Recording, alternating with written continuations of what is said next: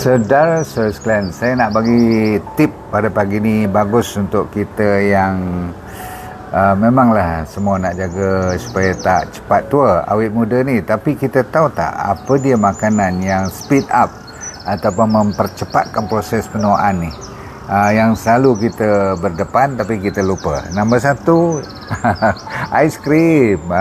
Dia sedap bukan main, tapi dia membawa kita kepada krepot, jadi tua cepat. Soda, semua jenis soda, tahu kan, minuman dalam tin tu. Lepas tu yang ni kena jaga, fruit juice. Tahu fruit juice? Jaga baik-baik, jangan terlalu banyak ambil fruit juice. Fruit smoothie tak apa. Okey, sambung. Margarin pula. Jaga baik-baik, jangan ambil. Okey. Selalu saya kata artificial sweetener, pemanis yang artificial, ya, bukan alami punya.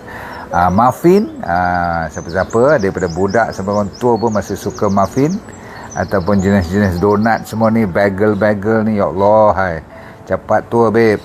Tapi kita di negara timur ni, orang Islam terutama sekali, tak ambil alkohol.